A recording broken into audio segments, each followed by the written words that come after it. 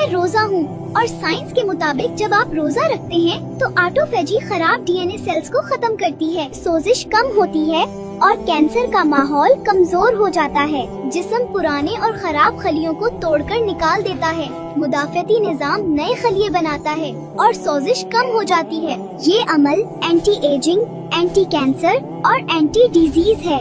जब आप 0 से 6 घंटे रोजा रखते हैं तो जिस्म सबसे पहले ग्लूकोज यानी शुगर इस्तेमाल करता है और इंसुलिन लेवल भी हाई रहता है। जब आप 8 से 12 घंटे रोजा रखते हैं तो इंसुलिन लेवल गिरना शुरू हो जाता है, फैट बर्निंग ऑन हो जाता है और ब्लड शुगर मुस्तहकम होने लगती है। 12 से 16 घंटे के रोजे में इंसुलिन रेजिस्टेंस कम हो जाती है, जिगर और मसल्स शुगर को सही इस्तेमाल करते हैं, चर्बी से तवानाई बनती है, शुगर से नहीं। रोजा डायबिटीज और टाइप 2 डायबिटीज को कंट्रोल करने का मजबूत जरिया है।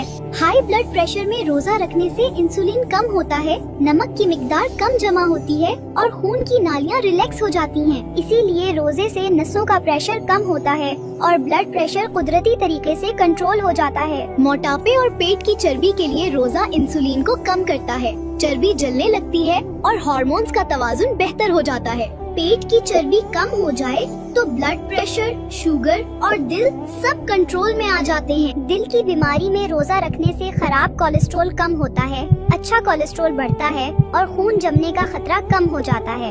इसीलिए रोजे से हार्ट अटैक और फॉलिज का खतरा कम हो जाता है। स्ट्रेस, एंजाइटी और डिप्रेशन में रोजा कोर्टिसोल कम करता है, दिमाग का BDNF बढ़ाता है, दिमाग को सुकून मिलता है और जज्बात मुतवाजुन हो जाते हैं।